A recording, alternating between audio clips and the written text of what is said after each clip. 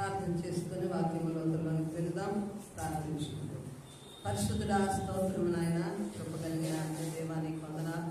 ఈ మహిమను బట్టి స్థలమందు నిలిచి నీ దాసురాలుగా నాయన ముందున్న సమయాన్ని మరిష్టమైన చేతికి అప్పగించుకుంటున్నాను.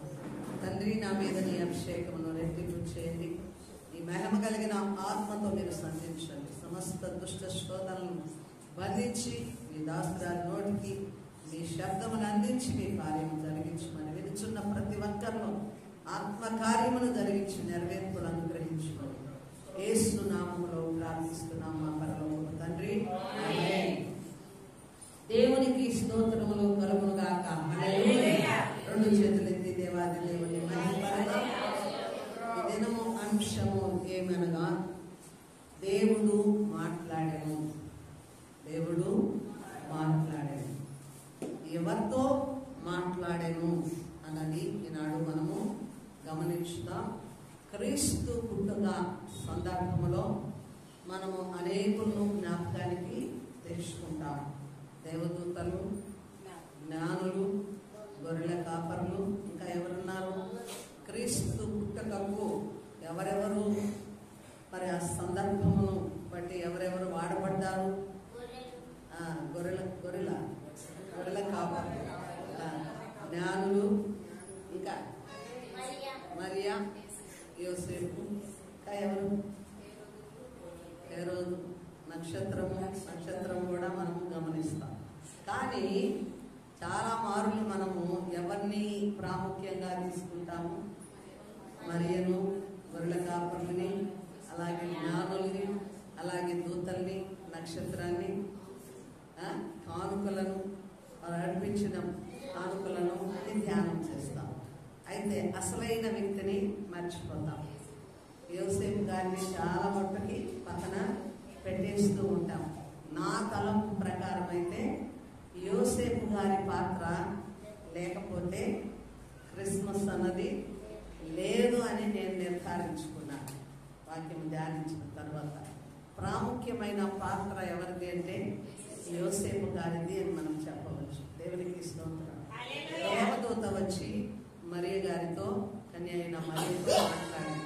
అమ్మా, నీవు గర్భము ధరించి ఒక కుమారుడిని అంటావు అని మరియమ్మ గారికి చెప్పింది. అక్కడికి మరియ గారి పాత్ర ఏమవుతుంది? ఆ సంభాషణ దేవదూతతో మాట్లాడిన తర్వాత ఇక మరియ గారి పాత్ర అయిపోయినట్లుగానే ఉంటుంది. కానీ ఇంకా తర్వాత జరిగించిన కార్యక్రమం అంతా కూడా, క్రీస్తు పుట్టుకకు కారణమంతా కూడా ఎవరిది? యోసేపు గారి పాత్ర ఎక్కువగా ఉంది. ఆమేన్, హల్లెలూయా. కాబట్టి ఇక్కడ మనం గమనిస్తే పాలస్తీనా దేశంలో నిశ్చితార్థము అన్నది వారికి ఒక చట్టం, బలమైన చట్టం. ఈ నిశ్చితార్థ కార్యక్రమము వివాహానికంటే ముందుగా మనం కూడా జరిగిస్తూ ఉంటాం. అయితే నిశ్చితార్థము తల్లిదండ్రుల, ఇరుపక్షాల బంధువులు, తల్లిదండ్రుల సమక్షంలో జరుగుతుంది.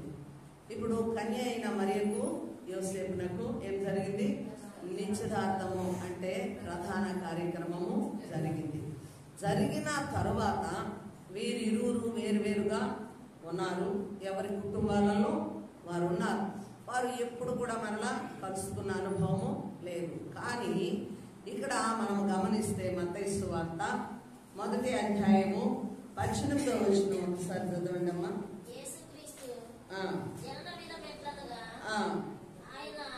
తల్లి అయిన మరియా ప్రధానము చేయబడిన తర్వాత వారేకము కాకమునుపు ఆమె పరిశుద్ధాత్మ వలన గర్భవతిగా ఉండెను. ఆమేన్, హల్లెలూయా. వీరిరువురికి ప్రధానము జరిగింది, మరియ గారికి, యోసేపు గారికి. అయితే వారు ఏకము కాక మునిపే ఆమె గర్భముతో ఉండెను. ఆ తర్వాత ఆమె భర్త అయిన యోసేపు నీతిమంతుడై ఉండి ఆమెను అవమానపరచను అనగా రహస్యముగా ఆమెను విడనాడ ఉద్దేశించెను. ఇక్కడ యోసేపు గారి గుణ లక్షణాలలో గమనిస్తే మొట్టమొదటి గుణము ఆయన ఏంటండి? నీతి మంతుడై ఉన్నాడు. ఆమేన్, హల్లెలూయా. భూమి మీద యోసేపు గారు ఎలాగున్నారు? నీతి మంతుడుగా ఉన్నాడు. నెంబర్ 1 ఆయన గుణం యొక్క లక్షణము. అయితే ఆమెను నీతిమంతుడు గనక ప్రజల్లోనికి తీసుకొని వచ్చి, ఈమెకు నాకు ఏ సంబంధము లేదు, మేము ఏకము కాక మునిపే గర్భము ధరించింది అని ప్రజల మధ్యలోనికి తీసుకొని రావాలి, ప్రజలకు తెలియచేయాలి. ఆ తదుపరి ఆమె ఏం చేయాలా? విడిచి పెట్టాలి. అంటే భారీగా స్వీకరించకూడదు. నిశ్చితార్థమైన తర్వాత, ప్రధానము చేయబడిన తర్వాత యోసేపు గారికి ఆమె ఎవరు? భారీగా సిద్ధపరచబడింది. అయితే ఈయన నీతిమంతుడు గనుక ఒక కన్యకును నేను అలాగా ప్రజల మధ్యలోనికి తీసుకొని వచ్చి అవమానపరచకూడదు. కాబట్టి రహస్యముగా, అంటే ఈ విషయము ఎవ్వరికి చెప్పకుండా, తెలియకుండా ఆమెనేం చేయాలనుకున్నాడు? విడనాడ ఉద్దేశించను. దేవునికి స్తోత్రములు కలుగును గాక. హల్లెలూయా. అయితే ఆ తర్వాత చదవండి. అతడు ఈ సంగతులను గురించి ఆలోచించుచుండగా ఇదిగో ప్రభుదూత స్వప్నమందు అతనికి ప్రత్యక్షమై, దావీదు కుమారుడైన యోసేపు నీ భార్య అయిన మరియను చేర్చుకొనుటకు భయపడను. ఆమె గర్భము ధరించినది పరిశుద్ధాత్మ వలన కలిగినది. కనుడు తన ప్రజలను వారి పాపముల నుండి ఆయనే రక్షించును గనుక ఆయన యేసు అని పేరు పెట్టుదవలెను. ఆమేన్, హల్లెలూయా. ఇక్కడ సమాచారం ఎవరి దగ్గరికి తీసుకొచ్చింది? యేసు ప్రభు దగ్గర. ఆయన యేసు రక్షకుడుగా పుడతాడని, ఆయన పాపముల నుంచి విడిపించే రక్షకుడని సమాచారం దూత యోసేపు గారికి తెలియజేసింది. ఏ విషయంలో ఎక్కడ తెలియజేసిందంటే ఆయన స్వప్నమందు తెలియజేసింది. అయితే వెంటనే ఆయన ఏం చేశారు చూడండి.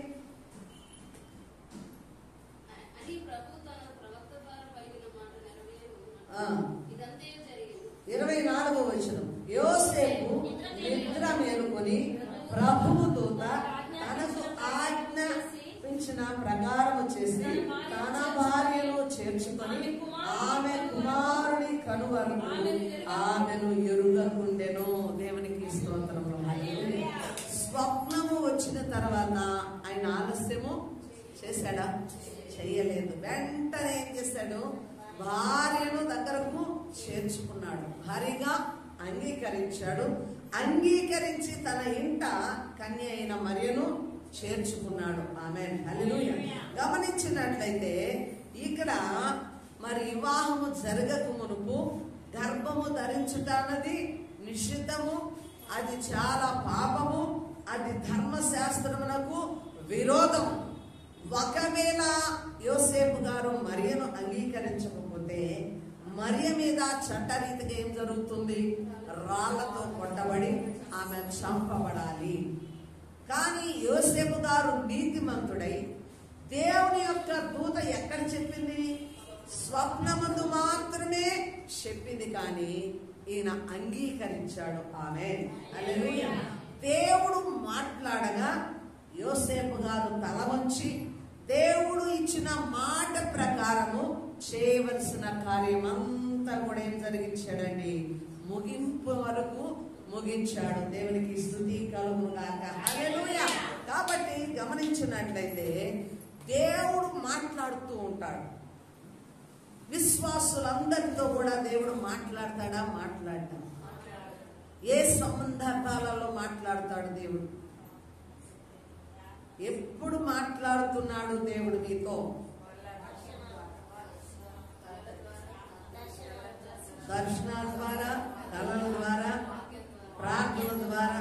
ఇప్పుడు ఈ స్థలంలో మీరు వాక్యం వింటున్నారంటే ఎవరు మాట్లాడుతున్నారు? దేవుడు మాట్లాడుతున్నాడు. అందుకే మనం ఏ సమస్యతో ఈ స్థలంలోకి వచ్చి కూర్చున్నా ఆ దినమున చేరిన వారందరిలో ఎవరికి వారుగా ఏమనుకుంటారు? నాతో దేవుడు మాట్లాడెను, నాతో దేవుడు మాట్లాడను. ఖచ్చితంగా వాక్యం అయిపోయిన తర్వాత మీరందరూ కూడా ఒక్క కూడా మీరు ఏం జరుగుతుంది, కార్యము నెరవేర్చబడుతుంది. దేవునికి స్తుతి కలుగును గాక. కాబట్టి అనేక మార్లు దేవుడు మాట్లాడుచున్నాడు అని అనుకుంటామే కానీ మాటకు తల వంచుతున్నామా, విధేయతము అవుతున్నామా ప్రశ్నించుకోవాలి. దేవుడు మాట్లాడిన సందర్భంలో యోసేపు గారు వెంటనే ఏం చేశాడండి, స్పందించాడు. వెంటనే దేవుడు ఆజ్ఞ ఇచ్చిన ప్రకారము భార్యను మరియను ఎంత చేర్చుకున్నాడు. దేవునికి స్తోత్రములు. అంతేకాకుండా పాపుల రక్షకుడు యేసుని గ్రహించుకున్నాడు. ఆయన పుట్టబోయేవాడు పరిశుద్ధుడు, అంటే పరిశుద్ధాత్మ వలన గర్భము ధరించబడింది కాబట్టి దేవుడే మా నరరూపధారిగా ఇక్కడ శిశువుగా మరే గర్భమున రక్షకుడు పుడుతున్నాడని విశ్వాసము ఉంచాడు, విధేయత కనపరచాడు. ఆమేన్, హల్లెలూయా. ఈనాడు విశ్వాసులమైన మనమందరము కూడా దేవుని మాటలు వింటుండగా ఏం రావాలి, మనలో విధేయత రావాలి. ఈ క్రిస్మస్ మనకి ఏం నేర్పించాలి? మొదటిగా ఏం నేర్పించాలి? క్రిస్మస్ మొదటిగా నీతిమంతులముగా ఉండడానికి ఆ యొక్క జ్ఞానాన్ని సంపాదించుకోవాలి. యోసేపు గారు ఏ వంశస్థుడు? దావీదు వంశపు వాడైన యోసేపు. ఆమేన్, హల్లెలూయా.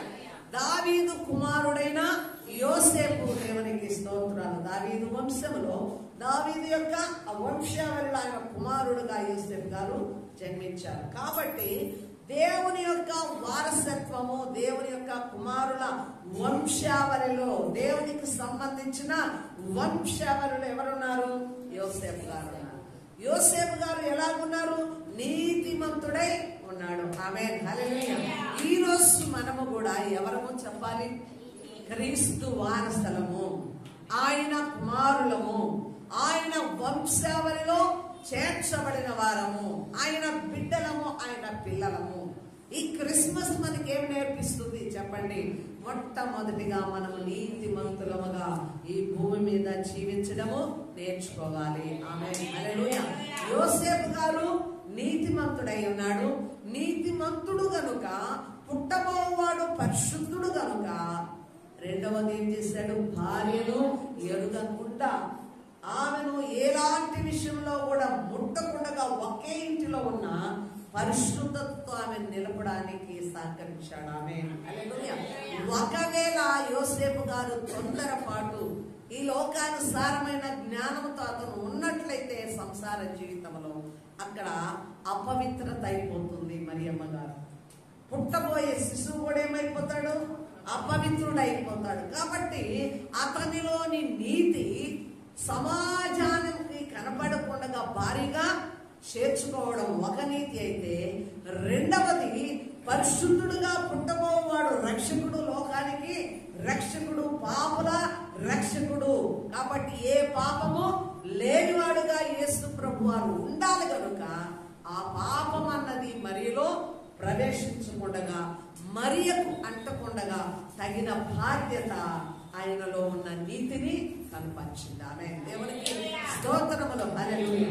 ఎంతగా తనను తాను పరిశుద్ధపరచుకొని తన భార్యను కూడా పరిశుద్ధతో, లోక రక్షకుడు ఆయన పరిశుద్ధుడుగా ఈ లోకంలోనికి రావాలి అనగా మరి అలాంటి ప్రాసెస్ లో యోసేపు గారు నేర్చారు. దేవునికి స్తుతి కలుగును గాక. మన జీవితాలలో కూడా మనం ఆయన బిడ్డలమై ఉండి ఎలా ఉండాలి? నీతిమంతులుగా ఎదగడము ప్రారంభించాలి. ఆమేన్, హల్లెలూయా. నీతిమంతులైన వారికి భూమి మీద దేవుడు ఒక బాధ్యతను అప్పగిస్తాడు. చూసారా? గమనించారా? నీతిమంతులుగా భూమి మీద ఇప్పటికీ కూడా నీతిమంతులుగా జీవించే విశ్వాసులకి, నీతిమంతులుగా ఉన్నవారికి దేవుడు ఒక బాధ్యతను, ఒక క్రమమును, దేవుని కార్యము కొరకు, దేవుని చిత్తము కొరకు ఏం చేస్తాడండి? నిలబెట్టుకుంటాడు. ఆమేన్. ఇంకొక వ్యక్తిని కూడా మీరు గమనించగలరు. ఎవరండి నీతిమంతులుగా ఉన్నవారు? నోవహు నీతిమంతుడుగా ఉండెను. ఆమేన్, హల్లెలూయా. కాబట్టి ఆయనకే బాధ్యత? రక్షణ ఓడ యొక్క బాధ్యత. అబ్రహాము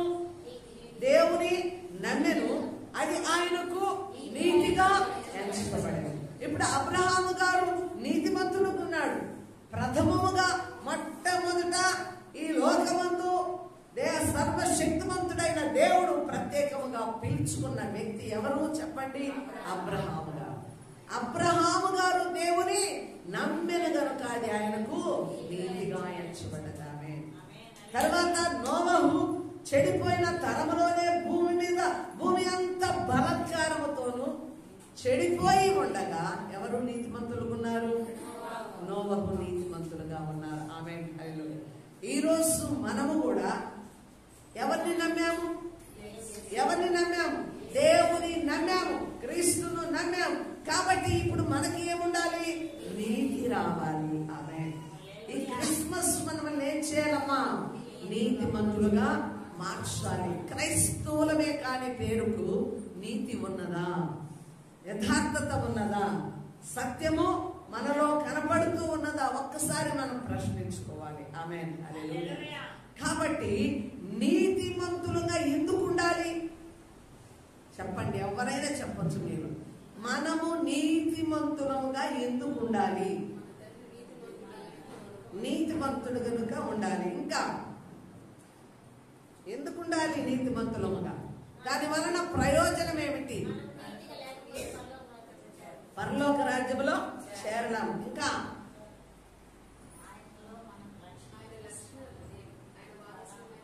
నీతిమంతులముగా భూమి మీద ఉన్నప్పుడే ఆ నీతిమంతుల సభలో మనం నిలుస్తాము. హల్లెలూయా.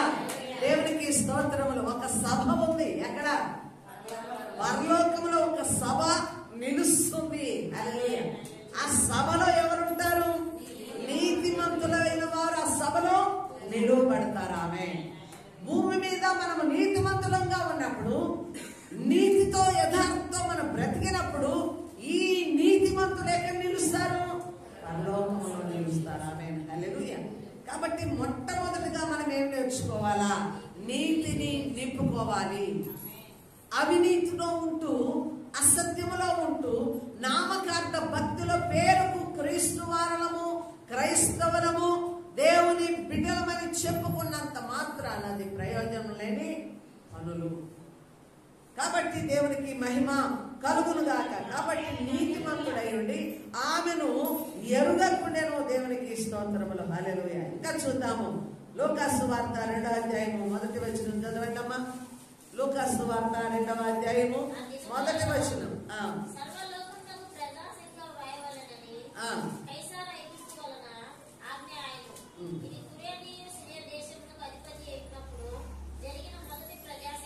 ఆమేన్. హల్లెలూయా. దేవునికి స్తోత్రాలు. చూడండి, ఆనాటి కాలంలో అన్ని రాజ్యముల కన్నా బలమైన రాజ్యం ఏమిటనగా రోమా సామ్రాజ్యం. ఈ రోమా సామ్రాజ్యానికి చక్రవర్తి ఎవరు అప్పుడు అనగా అగస్టిన్ చక్రవర్తిగా ఉన్నాడు. అయితే ఈ ఆగుస్తు రాజు వలన ఈ యొక్క చట్టము వచ్చింది. ఆమేన్. దేవునికి స్తోత్రాలు. ఏంటది? ప్రజా సంఖ్య రాయాలి అన్న ఆ యొక్క చట్టం. అయితే యోసేపు గారు ఏం చేస్తున్నారు? ఇక్కడ నజరేతు నుండి ఎక్కడికి వెళ్ళాలి? బెత్లెహేమునకు వెళ్ళాలి. నజరేతు నుండి బెత్లెహేమునకు ఎన్ని కిలోమీటర్ల దూరం ఉందంటే 150 కిలోమీటర్ల దూరం ఉంది. 150 కిలోమీటర్ల దూరము ఎవరిని తీసుకుని వెళ్ళాలి? ప్రజా సంఖ్యలోనికి మరియను, గర్భముతో ఉన్న మరియను తీసుకొని వెళ్ళాలి. ఆమేన్. హల్లెలూయా. రెండవదిగా యోసేపులో మనం చూడగలిగిన గుణం ఏమిటంటే భార్యను చేర్చుకోవడమే కాకుండా ఏం చేశాడు? ప్రజా సంఖ్యలో యోసేపు భార్య అయిన మరియాని కూడా రాయించడానికి సిద్ధపడ్డాడు. ఆమేన్. హల్లెలూయా. చూడండి, చట్టపరంగా మరియ గారిని స్వీకరించాడు. దేవునికి స్తుతి కలుగునుగాక. కాబట్టి 150 కిలోమీటర్ల దూరము గర్భవతి అయిన మరియను, నిండు సూలాలి అయిన మరియను ఎక్కడికి తీసుకెళ్ళాలి? బెత్లెహేమునకు తీసుకుని వెళ్ళాలి. ఇక్కడ గమనిస్తే దేవుని యొక్క ప్రణాళిక గమనిస్తే మీకా గ్రంథంలో చూస్తున్నాం. బెత్లెహేమా, నీవు అల్పమైన దానమైనను నీలో నుండి ఎవరు వస్తారంట? యేసు ప్రభువు. ఆయన ఆ యొక్క చిన్న గ్రామంలో నుండి ఆయన వస్తాడని మీకా గారు ముందుగానే ప్రవచనము. దేవునికి స్తుతి కలుగును గాక. ప్రవచనము నెరవేర్చబడడానికి దేవుడు దేన్ని వాడుకున్నాడు అంటే, దేన్నండి దేన్ని వాడుకున్నాడు చెప్పండి? జనసంఖ్య రాయడము. ఆమేన్, హల్లెలూయా. ప్రప్రథమముగా ఆ కాలమందు అప్పుడే జనసంఖ్య రాయడము ప్రారంభించారు. దేవునికి స్తుతి కలుగును గాక. కాబట్టి దేవుడు మానవుల పక్షాన ఒక కార్యము, ఒక ప్రణాళిక ఉన్నట్లయితే ఆ ప్రణాళికలో ఏ రీతిగా అయినా తన కార్యాన్ని అయినా సఫలము చేసుకోగలడు. ఇప్పుడు నజరేతు నుండి యేసు ప్రభువారు ఎక్కడికి వెళ్ళాలా? యేసు ప్రభువారి పుట్టుక ఎక్కడ? బెత్లెహేములో జరగాలి. బెత్లెహేములో జరగాలంటే యోసేపు గారు మామూలుగా వెళ్ళలేడు. ఎందుకు వెళ్ళాలి? నజరేతు తన సొంత ఊరు కాబట్టి అక్కడే ఉంటాడు. అయితే బెత్లెహేములోనికి మీరు వెళ్ళాలంటే ఏం చేయాలి? అక్కడ ప్రజా సంఖ్య రాయడం అన్న చట్టాన్ని దేవుడి యొక్క ప్రణాళికలో పెట్టాడు. ఆమేన్, హల్లెలూయా. ముందుగానే ఆ ప్రణాళికలో అక్కడ బెత్లెహేములోకి ఎవరు వెళ్ళాలండి? యోసేపు మరియా ఇద్దరు వెళ్ళాలి. అంటే ఇక్కడ యోసేపు గారి ప్రయాణం సులువుగా ఉందా, కష్టంగా ఉందా చెప్పండి? నిండు శూలాలిని 150 కిలోమీటర్ల దూరము తీసుకెళ్ళాలి. మరలా అక్కడ ప్రసవం జరుగుతుందో లేదో తెలియదు. తిరిగి ప్రజా సంఖ్య కంప్లీట్ అయిన తర్వాత ఏం చేయాలా? మరలా ఆమెను ఎక్కడికి తీసుకుని రావాలి?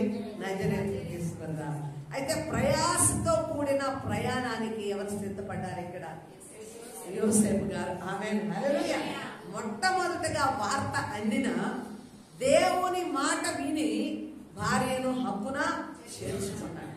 ఆమెను అవమానపరచడానికి ఏమాత్రమో ఇష్టపడలేదు. రెండవదిగా చట్టరీతిగా, చట్టపరమైన భార్యగా ఆ యొక్క మరియమ్మను తన వంశావళిలో చేర్చుకోవడానికి ఇష్టపడ్డాడు. ఆమె మూడవదిగా ఎంత దూర ప్రయాస అయినా గాని అధికారము, ప్రభుత్వమునకు లోబడే గుణము కూడా నేర్చుకున్నాడు. ఆమె ప్రభుత్వం నుంచి ఒక చట్టం వస్తుందంటే ఆ చట్టానికి ఎవరి ప్రజలు లొంగాల్సిందే. ఆమె కష్టమైనా కూడా ప్రభుత్వానికి లొంగిపోయే గుణము ఎవరు పొందుకున్నారు? ఇక్కడ యోసేపు గారు. దేవునికి స్తుతి కలుగును గాక.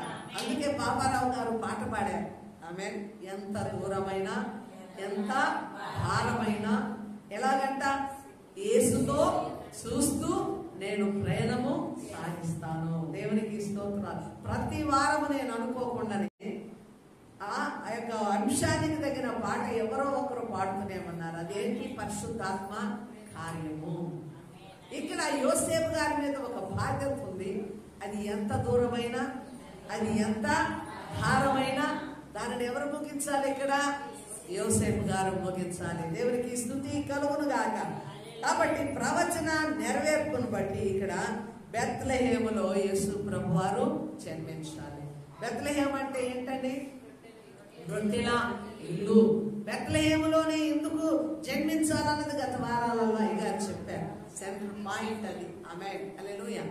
కాబట్టి బెత్లెహేము అనగా రొట్టెల ఇల్లు అంటే జీవాహారమైన, లోకానికి జీవాహారమైన యేసు ఎక్కడ జన్మించాలా? రొట్టెల ఇల్లైనా ఆ యొక్క బెత్లెహేములో జన్మించాలి. దేవునికి స్తుతి కలుగును గాక. కాబట్టి ఇక్కడ గమనిస్తే ఇంకొక ముఖ్యమైన గుణము యోసేపులో ఏం చెప్పగలమంటే ఆయన స్వప్నమందు మాత్రమే దేవదూత మాట్లాడాడు. ఆమేన్, హల్లెలూయా. స్వప్నమందు దేవదూత మాట్లాడింది. ఇదిగో నీ భార్య పరిశుద్ధాత్మ వలన గర్భము ధరించింది. ఆమేన్, హల్లెలూయా. మనము కూడా గ్రహించుకోవాలండి. చాలా మార్లు మనము దేవుని వర్తమానం ఎత్తుంటాం. కొన్నిసార్లు చిన్న పిల్లల ద్వారా, కొన్నిసార్లు దైవ సేవకుల ద్వారా, కొన్ని మార్లు ఆయా ప్రాంతాలలో సువార్తికుల ద్వారా మనం ఏం వింటాము? చాలా మాటలు వింటాము. లొంగిపోయే స్వభావము ఉండదు. ఆమేన్, హల్లెలూయా.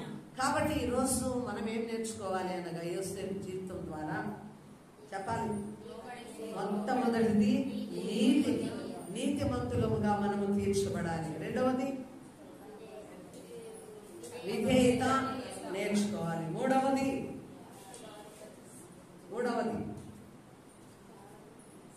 భారమైన ప్రయాణము కూడా ఎవరి చిత్త ప్రకారము, దైవ చిత్త ప్రకారం మనం ముందుకు సాగి వెళ్ళడానికి ఇష్టపడాలి. దేవునికి స్తోత్రములు కలుగును గాక.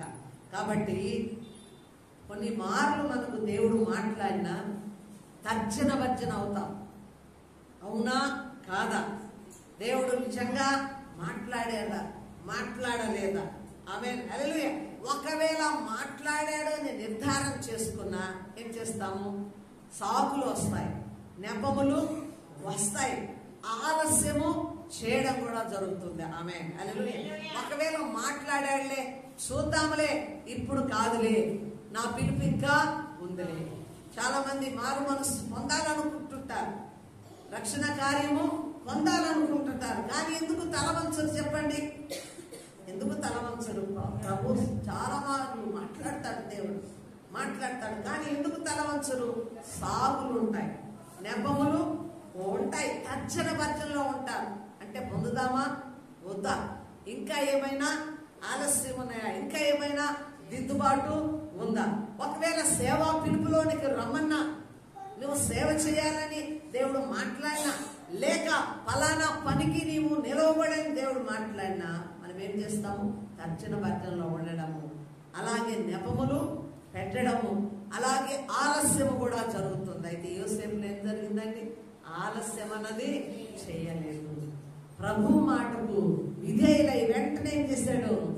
హక్కున చేర్చుకున్నాడు. తన పాత్రలో ముగింపు వరకు కూడా మరియను అంటే పెట్టుకొని ఉన్నాడు. ఆమేన్, హల్లెలూయా. అదే గమనిస్తే క్రీస్తు పుట్టిన తర్వాత మరలా ఆయన ప్రయాణము ఎక్కడికి వెళ్ళమన్నాడు? ఐగుప్తునకు వెళ్ళమన్నాడు. గమనిస్తే ఛాలెంజ్తో కూడిన ప్రయాణం యోసేపు గారు పడ్డాడు. దేవునికి స్తోత్రం. అలాంటి సమయంలో యోసేపు, ఇదిగో నీవు మరియను తీసుకొని వెళ్ళి ఐగుప్తులో నివాసం చేయి. మొట్టమొదటిగా దూతతో మరియ గర్భవతి అని మాట్లాడబడింది. తర్వాత ఐగుప్తులకు వెళ్ళమన్నాడు. తర్వాత మరలా గలిలయలోనికి వెళ్ళమన్నాడు. ఎన్నిసార్లు మాట్లాడాడు యోసేపు? 3 మార్లు మాట్లాడాడు. 3 మార్లు మాట్లాడినప్పటికీ కూడా హేరోదు నుంచి ఎందుకు తప్పించుకొని వెళ్ళాలి నేను?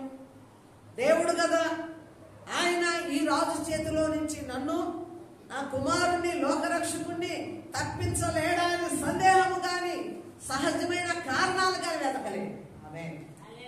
అంటే దేవుడు చెప్తున్నాడు, దేవుడు మాట్లాడుతున్నాడు దూత ద్వారా, ఇతను ఏం చేస్తున్నాడు?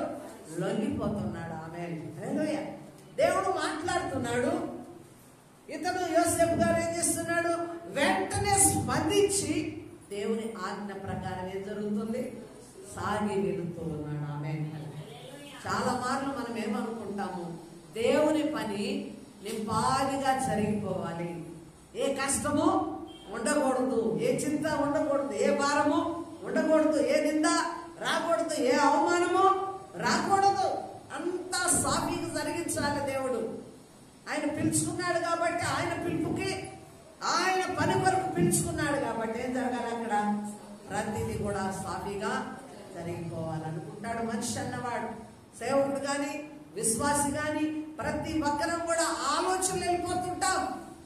రక్షణ పొందిన వారు ఆయన నామాన్ని అంగీకరించాను కదా, ఆయన బిడ్డగా వెళుతున్నాను కదా, నా ప్రతి కార్యం కూడా ఎవరు చేయాలా? దేవుడే సఫలము చేయాలా, దేవుడే చూసుకుంటాడు అనుకుంటారు. సేవకులు కూడా ఏమనుకుంటారు?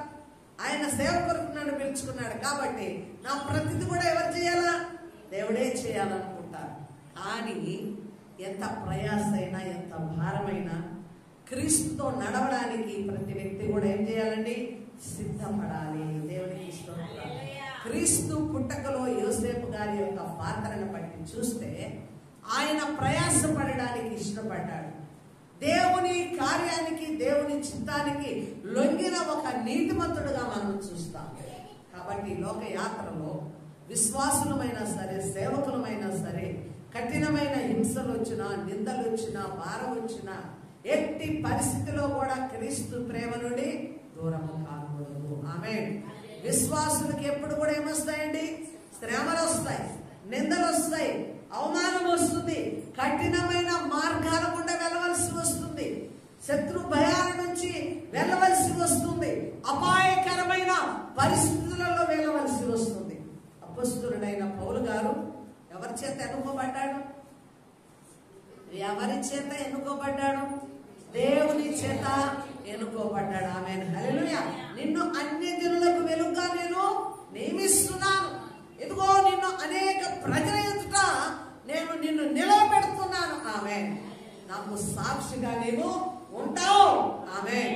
దేవుడు ఏర్పరచుకొని ఆ పిలుపులో అపొస్తలుడైన పౌలు గారికి ఏమిచ్చాడు? బలమైన పరిచర్య ఇచ్చాడు. ఆమేన్. నా నిమిత్తము అనేకుల ఎదుట నువ్వు నిలవాలి. నా నిమిత్తము అనేకుల ద్వారా నువ్వు శ్రమ పొందాలి, హింస పొందాలి. ఆమేన్. ఆ పరిస్థితిలోనే అపొస్తలుడు గారి పరిచర్యలో గమనిస్తే అనేక హింసలు కలిగాయి. ఆమేన్. అనేక ఉపద్రవాలు కలిగాయి, అనేక శ్రమలు కలిగాయి, అనేక మార్లు మరణము నుంచి తప్పించబడే స్థితిలోనే కూడా వెళ్ళాడు. దాక్కున్నాడు, పారిపోయాడు, జైల్లోనికి వేయబడ్డాడు, కొరడాలతో కొట్టించుకున్నాడు. ఆమె నిందలు భరించాడు, ఉపవాసములున్నాడు, జాగారములు చేశాడు, వస్త్రహీనుడై ఉన్నాడు, ఆకలి దప్పికలతో ఉన్నాడు, సముద్ర ప్రయాణాలలో భయంకరమైన తుఫానులలో నడిచాడు. ఆమె హల్లెలూయా. సేవా జీవితం అన్నది సులువైనది కాదు. క్రైస్తవ విశ్వాసం అన్నది సులువైనది కాదు. ఇది పరుగు పందెము అంటదంట క్రైస్తవ విశ్వాసం. ఆమె అందుకే అదే పౌలు గారు ఏమన్నాడు? మంచి పోరాటము పోరాడింది, నా విశ్వాసమును అడమట్టుకు నేను కాపాడుకుంటుని. ఆమె హల్లెలూయా. ఈరోజు క్రైస్తవులముగా ఈ క్రిస్మస్ సందర్భంలో నీ ప్రయాణము కఠినముగా ఉన్నా ఎవరి వైపు చూడాలా? యేసు వైపు చూడాలి. నీ గురి, నీ గమ్యం ఎక్కడా? పరలోక రాజ్యము చేరుట. దేవునికి స్తోత్రాలు. కాబట్టి కఠినమైన మార్గాలు గుండా, ఆటంకం గుండా, శత్రు భయముల గుండా, పోరాటముల మధ్య నీ ప్రయాణము సాగుతున్నా నీవు ఈ భక్తులైన వీరినందరినీ మనం జ్ఞాపకానికి తెచ్చుకోవాలి. దేవునికి స్తుతి కలుగునుగాక. మరలా నజరేతు నుండి గలిలయలోనికి వచ్చాడు. దేవునికి స్తోత్రం. 2 సంవత్సరాల పిల్లల్ని ఏం చేశాడు? హేరోదు రాజు ఆజ్ఞ ఇచ్చినప్పుడు తన కుమారుడు అంటే యేసు ప్రభువును ఆయన రక్షించుకోవడానికి మరియతో కూడా ఐగుప్తునకు ప్రయాణం సాగింది. కాబట్టి ఆయన యొక్క ప్రయాణం అంతా కూడా సుఖముతో కూడింది కాదు, కానీ కష్టంతో కూడింది. దేవునికి స్తోత్రం. అయినా దేవుని చిత్తానికి లోబడిన వ్యక్తిగా మనం చూస్తున్నాము. ఆ యొక్క క్రీస్తు పుట్టుకకు కారణమైనటువంటి యోసేపు గారిని మనం ఇప్పుడు చూడగలము. మత్తయి సువార్త 2వ అధ్యాయము 13వ వచనం చదవండమ్మా. మత్తయి సువార్త.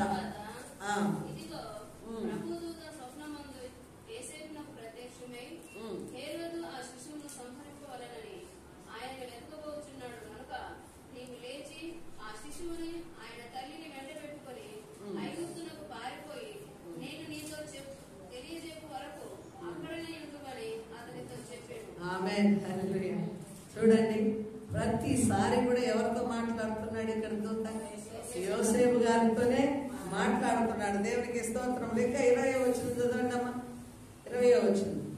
నీవు లేచి శిశువును తల్లిని తోడుకొని ఇశ్రాయేలు దేశమునకు వెలుము, శిశువు ప్రాణము తీయచూచు చుండిన వారు చనిపోయారని చెప్పెను. దేవునికి స్తోత్రాలు. అప్పుడు అతడు లేచి శిశువును తల్లిని తోడుకొని ఇశ్రాయేలు దేశమునకు వచ్చెను. ఆమేన్. ఈ మాటలన్నీ చదువుతున్నప్పుడు మనకు ఒకరు గుర్తు రావాలి. దేవునితో ప్రయాణం చేసిన ఒక వ్యక్తిని మనం గుర్తు తెచ్చుకోవాలి. నాకు ఇప్పుడు లేఖన భాగం చదువుతుంటేనే గుర్తుకొచ్చారు. ఎవరండి? అబ్రహాం గారు. అబ్రహాం గారు కూడా దేవుని యొక్క ప్రయాణము మొట్టమొదట సాగిన తర్వాత నువ్వు నిలవమంటే నిలిచాడు, నువ్వు లేచి ప్రయాణము చేయమంటే చేశాడు. ఆమేన్, హల్లెలూయా. ఇశ్రాయేలు ప్రజలతో కూడా దేవుడు మాట్లాడాడు. వారి ప్రయాణం ఎలాగ సాగింది? నిర్గమకాండము మీరు చదివారు. ఎలాగ సాగింది వాళ్ళ ప్రయాణం? ఎట్లా? ఏ సూచన? మేఘము లేపబడినప్పుడు వారు ప్రయాణము సాగేది. మేఘము నిలిచినప్పుడు, మేఘము ఎవరి సందేశము? దేవుని సందేశం. అబ్రహాము ఎవరండి? విశ్వాసులకు తండ్రి. ఆయన దేవుడు మాట్లాడుతూ ఉండగా ఏం జరిగాడు? అలా ప్రయాణము సాగించు.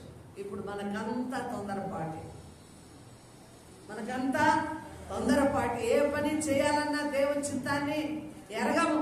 దేవుని సన్నిధానంలో ప్రార్థన చెయ్యము. ప్రభువా, ఇది చేయడానికి ఇష్టపడుతున్నాం, నీ చిత్తమైతే జరిగించు. ఒక పని అనుకున్నామంటే వెంటనే దాన్ని కంప్లీట్ చేయాల. ఒక పనికి వెళ్తున్నామంటే ఒక నిమిషం ప్రార్థన చేసుకుంటాం, లేకపోతే క్యాలెండర్లో వాక్యము ఒక మాట చదువుకొని వెళ్ళిపోయి ఆ పని చేసేస్తాము. అది నెరవేరకపోతే మరలా దేవుని ప్రార్థించాం కదా అనుకుంటాం. అంటే మనం కూడా ఈ యొక్క పరిస్థితులు ఏం నేర్చుకోవాలి చెప్పండి? క్రీస్తుతో మన ప్రయాణము దేవుని స్వరమును వినేదిగా ఉండాలా. ఆమేన్. నిజముగా నువ్వు ప్రార్థనా గదిలో వాక్యం ద్వారా నమ్మకం ఉంచి దేవునికి విధేయులయ్యే జీవితం, చక్కగా ఈ మాట ఆలకించాలి. దేవునికి విధేయులయ్యే జీవితము, దేవుని స్వరము నాకు కావాలి, దేవుడు నాతో మాట్లాడాలి, నా ప్రతి పని కూడా దైవ చిత్త ప్రకారము, దేవుని ఆలోచన ప్రకారము, దేవుని యొక్క తలంపు ప్రకారము నా ప్రయాణము, నా నడక, నా ఇంటి పరిస్థితి, నా జీవితము సాగాలి అనుకున్న వారు దేని వింటారు? దేవుని యొక్క స్వరాన్ని వింటారు. దేవుని చిత్తము బయలుపరిచేంత వరకు కూడా ఒక్క పని కూడా వారు జరిగించారు. ఎందుకని చెప్పాలి? వారికి ఆ క్రమము, ఆ పద్ధతి అలవాటైపోయింది. అలాగా అలవాటు చేసుకున్న వారికి ఖచ్చితంగా చెప్తున్నాను, దేవుడు మాట్లాడతాడు. దేవుడు దర్శన రీతిగా అయినా, స్వప్నము రీతిగా అయినా, లేక ప్రార్థనలో వారికి దేవుడు తలంపులను బయలుపరుస్తాడు. ఆమేన్. ఈనాడు క్రైస్తవ సంఘాలకు ఈ నేర్పు లేదండి.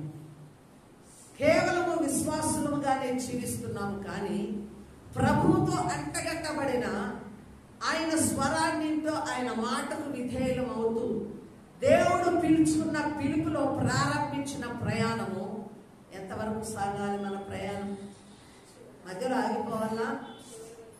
చివరి వరకు సాగాలి. దేవుని మాట అవుతుంది, ప్రారంభము కన్నా ముగింపు ఎలా ఉండాలంట? ధన్యకరముగా ఉండాలి. ఆమేన్. హల్లెలూయా. మన విశ్వాస యాత్రలో ప్రారంభించిన రక్షణ యేసునామమును ఒప్పుకొని విశ్వాస ప్రయాణం చేస్తున్న మనము ఏం చేయాలా? ముగింపు ఎలా ఉండాలా? ధన్యకరంగా. చాలా మంది విశ్వాసుల్లో ప్రారంభము వేగంగా ఉంటుంది, ప్రారంభము పరిశుద్ధముగా ఉంటుంది, ప్రారంభము ఒక మంటగా ఉంటుంది, ప్రారంభము ఆత్మీయ నడిపింపుగా, ఆత్మీయ సహవాసంగా ఉంటుంది. ముగింపులోకి వచ్చేసరికి ఏం జరిగిపోతుంది? అంతా పడిపోయే స్థితి. మరలా వచ్చి ఒకరు నిన్ను కట్టాల, బండ సందుల్లో నిలవాల, ఆ సందును పూడ్చే ఒక మధ్యవర్తి రావాలి. అందుకే ఇర్మియా గారు కూడా రోధించాడు, అయ్యో ఈ బండ సందుల్లో నిలిచి ఎవరైనా దానిని, ఆ గ్యాప్ ను సరి చేయగలిగిన వాడు ఉన్నాడా అని రోధించాడు. ఆమేన్. హల్లెలూయా. ఈ గ్యాప్ అంటే సందు, ఆ సందును పూడ్చపరచగలిసిన ఒక మధ్యవర్తి నిలవాలి. ఆమేన్. హల్లెలూయా. అది కుటుంబ పరంగా అయినా, అది సేవా పరంగా అయినా, సంఘ పరంగా అయినా ఒక మధ్యవర్తి అవసరము. ఆ గ్యాప్ ఏమిటంటే దేవునికి విశ్వాసులకి ఒక గ్యాప్ వచ్చేస్తుంది, ఒక ఎడబాటు అనేది వచ్చేస్తుంది. ఆయా సందర్భాలలో దేవుని విడిచిపెడతాం, దేవునికి దూరం అయిపోతాం, దేవుని కార్యాలను మర్చిపోతాం, భక్తిలో పడిపోతాం, ఓర్పు ఉండదు, సహనం ఉండదు, ప్రతిదానికి చిరాకులు వచ్చేస్తాయి, కోపం వస్తుంది. ఆ కోపం ద్వారా అనేకమైన వాటిని మనం జరిగించేస్తూ ఉంటాం. ఈ రీతిగా దేవునికి విశ్వాసులకు ఏమొస్తుంది? గ్యాప్ వస్తుంది. ఆ గ్యాప్ను సరిచేయబడే ఒక వ్యక్తి అవసరము. ఆమేన్. ఆ గ్యాప్ సరిచేయబడే స్థలం ఎక్కడనగా పరిశుద్ధ ఆలయం. ప్రతి వారము కూడా నువ్వు ఇక్కడికి వచ్చి కూర్చుంటున్నావు, ఏం చేస్తుంది? నీకు దేవుడు సరిచేస్తూ ఉంటున్నాడు. హల్లెలూయా. ఆ గ్యాప్ కి పూడ్చడం జరుగుతుంది. ఆమేన్. అంటే ఈ సరిచేయడం వాక్యం ద్వారా దేవునికి స్తోత్రాలు. నువ్వు విని ఆహా ఓహో అని మార్కులు వేసుకోవడానికి కాదు, వాక్యము మనల్ని మనము సరి చేసుకోవాలి. దేవునికి స్తోత్రాలు. దేవుని ప్రణాళిక, దేవుని కార్యాలు, ఆయన యొక్క చిత్తము చాలా బలమైంది. ఆమేన్. మనం ఈరోజు ఏం తెలుసుకోవాలి అనగా, విశ్వాసులముగా మన ప్రయాణములో, జీవిత ప్రయాణములో, ఆత్మీయ ప్రయాణములో సూచనలు అందుకుంటుండాలి. ఎక్కడి నుంచి ఆ సూచనలు రావాలి? పరలోకము నుండి సూచనలు రావాలి. కొన్ని మార్లు నేను చెప్పినప్పుడు విశ్వాసులు కూడా అనుకుంటారమ్మా, అవునా అంటే నిజమే. తనతో అంటుకట్టబడిన వారికి ఆయన చెప్పకుండా ఏది చేయడు. ఈ విషయంలో ఒక వ్యక్తితో అన్నాడు దేవుడు. ఎవరితో అన్నాడు చెప్పండి? అబ్రహాముతో అన్నాడు. నా స్నేహితుడైన, ఏమన్నాడు అబ్రహాముని? నా స్నేహితుడైన అబ్రహామా, నేను చేయబోయినది నీ దగ్గర ఏదియూ దాచను. ఆమేన్. అంటే అబ్రహాము ఎవరితో సహవాసం చేస్తున్నాడు? ఎవరితో స్నేహం చేస్తున్నాడు? దేవునితో స్నేహిస్తున్నాడు. ఆమేన్. స్నేహము వారిద్దరిలో అధికమైన కొలది. స్నేహితులు ఏం చేస్తారో చెప్పండి? దాపరికం అన్నది ఉండదు. తండ్రి దగ్గర, తల్లి దగ్గర, కుటుంబీకులు అన్నదమ్ముల దగ్గర అయినా దాస్తారు, కానీ స్నేహితుల దగ్గర ఎవరు ఏది దాచు. అందుకే మన సహవాసం ఎవరితో ఉండాలి? దేవునితో ఉండాలి. ఆమేన్. దేవునితో సహవాసము అంటే ప్రార్థన, వాక్యం. ఈ రెండు ఎక్కువగా ఎవరిలో నిండుకొని ఉంటాయో వారితో దేవుడు ఏం చేస్తాడు? స్నేహిస్తూ ఉంటాడు. వారితో ప్రతిదీ కూడా జరగబోయేదంతా కూడా తెలియచేస్తాడు. దేవునికి స్తోత్రము. హల్లెలూయా. చాలా కార్యాలు రానున్న కాలంలో జరిగేవి కూడా మనము ఇప్పుడు తెలుసుకొని ఉంటాం. అందుకే విశ్వాసులకు ఏముండాలి? ఏముండాలి?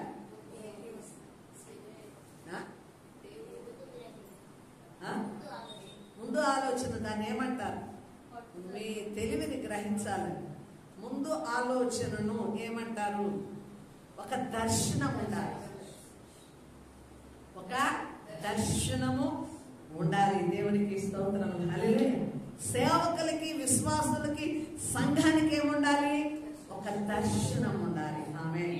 ఇప్పుడు మనం చూస్తున్నాము, ఇది కాదు, రానున్న కాలంలో ఇంతకంటే గొప్పవి చూస్తాం. ఈ మందిరము కాదు, రానున్న కాలంలో మరలా వేరొకటి నేను చూస్తాను. దాని కంప్లీట్ నా కళ్ళ ముందు కనపడాలి. దేవుడు చేసే కార్యాలను అప్పుడు చూడటం కాదు. ఎప్పుడు చూడాలి? ఎప్పుడు చూడాలండి? ఇప్పుడే నువ్వు చూసి ఉండాలి. ఆమేన్. ఇప్పుడే చూసి ఆ భారము, ఆ శక్తి, ఆ ప్రయాస, ఆ ప్రేమ, దానికి కలిగిన వనరులు ముందుగానే సిద్ధపరచుకోవాలి. దావీదు విషయంలో ఈ యొక్క అనుభవాన్ని మనం చూస్తాం. దావీదుకు ఒక దర్శనం ఉంది. ఏంటి? మందిరము నిర్మించాలన్న దర్శనము, ఆలోచన, తలంపు, దేవుడు చేయబోయే సంగతిని, రానున్న కాలం ముందు జరగబోయే సంగతులను ఏం చేశాడు? దావీదు గారు ఆ దర్శనాన్ని, అంటే ఆ ఆలోచనను పొందుకున్నాడు. పొందుకొని కట్టడం ప్రారంభించిన తర్వాత నాతాన్ అనే ప్రవక్త ద్వారా హెచ్చరింపబడి ఏం చేశాడు? తగిన సామాగ్రి అంతా కూడా సిద్ధపరచుకున్నాడు. చెప్పబడతారా? దర్శనము ఉండడము కాదు, దర్శనము నెరవేర్పు కూడా ఏముండాలి? ఇక్కడ ఏముండాలండి? సిద్ధపాటు ఉండాలి. ఆమేన్. చాలా మార్పులు నా హృదయంలో ఉన్నవన్నీ బయటకు చెప్తుంటా కొంతమందికి. అమ్మా అవునా, ఇంత ఆలోచన కలిగి ఉన్నావంటే నేను అంటాను, నేను పడుకున్నా, నిద్రపోయినా, రాత్రంతా నాకు దేవుని పక్షాన ఇంకా రాబోని ఏం చేయాలా, ఎలాంటి తలంపులు కలిగి, ఇంత ప్రణాళిక ఉందా అని అంటారు. కొంతమంది నోరు ఎల్లబెడతారు. అయితే నేను అంటాను కదా, నా దేవుడు నాకు ఆ కోరికలు పెట్టాడు, ఆలోచనలు, ఆ దర్శనం నాకుంది. ఆ దర్శనాన్ని తప్పకుండా నా దేవుడు నెరవేరుస్తాడు. దేవునికి స్తుతి కలుగునుగా. విశ్వాసులలో కూడా ఈ ప్రణాళిక ఉండాలి. ఆమేన్. ఇంత మట్టుకు చాలు, ఇది చాలు, ఈ విశ్వాసం చాలు, ఈ భక్తి చాలు, ఈడ వరకు నేను చెయ్యగలను, ఇంతటితో కంప్లీట్ అన్నది విశ్వాసులకు ఉండకూడదు. ఆమె ఆత్మీయ స్థితిలో ఎదుగుతూనే ఉండాలా. ఆత్మీయ తలంపులు ఎలాగ రావాలా? ప్రవాహం వలె పరుగులెత్తాలా. ఆమె అదే దాన్ని ఏమంటారంటే బైబిల్ భాషలో ఆత్మీయ నడిపింపు, ఆత్మీయ వేగము, ఆత్మీయ సిద్ధపాటు, ఆత్మీయ ప్రణాళిక. దేవునికి స్తోత్రములు కలుగుగా. ఈ వేగంతో మనము నడవలసిన వారమై ఉన్నాము. ఆమె కాబట్టి యోసేపు గారు ఏం చేశారు? తన ప్రయాణంలో ఎవరి చిత్తాన్ని జరిగించాడండి? నాలుగవదిగా దేవుని చిత్తాన్ని జరిగించాడు. మన ప్రయాణంలో ఈ క్రిస్మస్ లో మనం ఏం నేర్చుకోవాలి? దేవుని చిత్తమును మన ప్రయాణంలో, మన జీవితంలో జరిగించాలి. ఆమె నీ చిత్తం ఏదో ప్రభువా దానిని మాత్రమే జరిగించుము. నేను ఈ రేంజ్ లో ఉండాలి, ఆ రేంజ్ లో ఉండాలని నీ జీవిత ప్రణాళికలు ఏది కూడా ఊహించుకోవద్దు. అయితే దేవుని పక్షాన నీ ఊహలు అధికము కావాలి. దేవునికి స్తుతి కలుగును గాక. అయితే మనం గమనించినట్లయితే చివరిగా క్రీస్తు రాకకు ఆయన మరీను పవిత్రురాలుగా ఉంచాడు, పరిశుద్ధురాలుగా ఉంచాడు. దేవునికి స్తోత్రం. ఈరోజు మనము చేయవలసిన క్రిస్మస్ ఏమిటంటే పాపుల రక్షకుడైన యేసును మనము పరిచయం చేయాల లోకానికి. ఎలాగ పరిచయం చేయాలా? ఆయన పరిశుద్ధుడని పరిచయం చేయాలి. ఆయన లోకానికి రక్షకుడు అని పరిచయం చేయాలి. ఆయన పాపమును రక్షించేవాడు, పాపులకు రక్షకుడని పరిచయం చేయాలి. దేవునికి స్తోత్రములు. హల్లెలూయా. కాబట్టి ఉన్నతుడైన దేవుడు తన సింహాసనమును విడిచి ఎక్కడికి వచ్చాడండి? భూమి మీదకి వచ్చిన నిన్ను ఏం చేశాడు? పవిత్ర పరిశుద్ధ. ఈరోజు క్రైస్తవ సంఘాలు నీతిగా మార్చబడాలా. ఆమేన్. హల్లెలూయా. ఎందుకు నీలో నీతి ఉండాలంటే రేపు నీతిమంతులే ఆయన సభలో నిలుస్తారు. నీతిమంతులకి ప్రేమ విందు ఉంది. నీతిమంతులకి ఏముంది? గొర్రె పిల్ల వివాహోత్సవపు విందు ఉంది. అక్కడ యేసు ప్రభు వారు ఈనాడు నీవు ప్రధానము చేయబడ్డావు. అక్కడ సంఘముతో ఏం జరుగుతుంది? పెళ్లి జరుగుతుంది. ఆమేన్. హల్లెలూయా. వరుడైన యేసు తన వంశావళిలో ఇప్పుడు నిన్ను రాసుకున్నాడు. దేవునికి స్తోత్రం. హల్లెలూయా. నిన్ను ఆయన తన భార్యగా అంగీకరించాడు. తన భార్యగా అంగీకరించిన ఆయనకు నువ్వు ఎలా ఉండాలా? మరియ వలె పవిత్రురాలుగా ఉండాలి. ఆమేన్. హల్లెలూయా. ఆ పవిత్రత నీలోనికి రావాలి. దేవునికి స్తుతి కలుగునుగా. క్రిస్మస్ మనకి ఏం నేర్పిస్తుందంటే పవిత్రత నేర్పిస్తుంది, పరిశుద్ధత నేర్పిస్తుంది. క్రిస్మస్ ఏం నేర్పిస్తుందంటే ఆ యొక్క క్రీస్తును లోకానికి సాటించమని నేర్పిస్తుంది. రక్షకుడు వచ్చాడు, ఆదరణకర్త వచ్చాడు. ఆమేన్. లోకానికి ఆనందమును తెచ్చాడు. దేవునికి స్తోత్రము. కాబట్టి నెంబర్ 1 యోసేపులో ఏం చూస్తున్నాం? నీతిని చూస్తున్నాం. నెంబర్ 2 ఏం చూస్తున్నాం? విధేయత కలిగి జీవించండి. నెంబర్ 3 ఏం చూస్తున్నాం? ఎంత భారమైన ప్రయాసంతో దేవుని చిత్త ప్రకారము తన ప్రయాణము సాగించబడింది. తర్వాత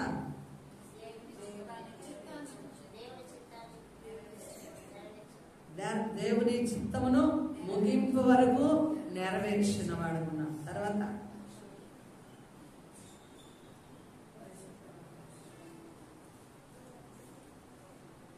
ఏమేమి విన్నారు?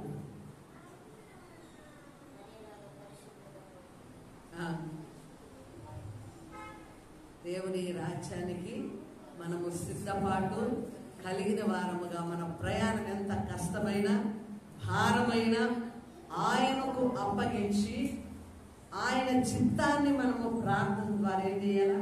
ప్రతి దినము తెలుసుకుంటూ స్నేహితుల వల్లే మన సహవాసం ఎవరితో ఉండాలా?